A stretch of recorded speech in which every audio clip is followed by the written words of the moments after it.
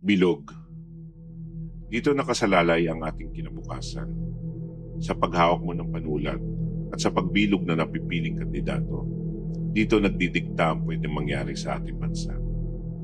Ito rin ang magiging dahilan kung maaari bang umasenso ang Pilipinas o sadyang lulubog na lang tayo sa kahirapan. Masakit lang minsan ang katotohanan na kung sino pa ang may kakayahang gawin ng tamang tungkulin ay sila pa ang hindi naluluklok para mamuno sa ating bansa.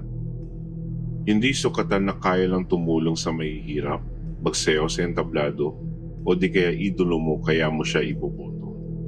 Ika nga sa pelikulang General Luna, para lang tayong mga birhen na naniniwala sa pag-ibig ng isang puta.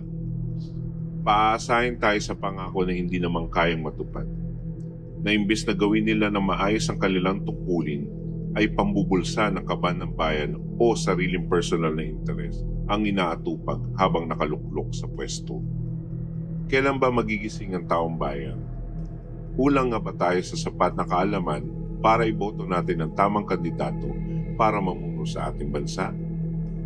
Gaya na nasa balota, nakukulayan ng isang bilog para sa pangalan ng pinipiling kandidato, umiikot ang panulat, bumibilog. Ganon din ang nangyayari sa ating bansa.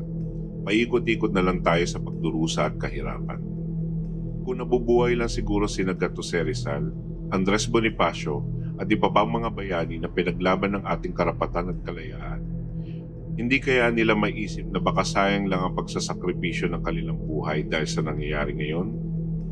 Na kung minsan pa ay hindi pinaglalaban ng ating sariling teritoryo, makuha lang ang sariling interes at kapangyarihan.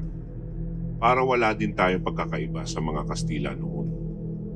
Sana ngayong eleksyon, mamulat at matuto na tayo. Dahil kung hindi, paulit-ulit na lang mangyayari ang paghihirap ng ating bansa. Aantayin pa ba natin na walang matira sa ating inambayan bago tayo kumilos at mamulat sa katotohanan? Mahal ko ang Pilipinas. Kahit araw-araw ako nasasaktan sa mga nangyayari dahil sa kapabayaan ng ibang namumuno sa ating bansa. Sana may maramdaman naman tayong pagbabago balang araw at naniniwala pa rin ako na may pag-asa pa rin ang ating bansang Pilipinas.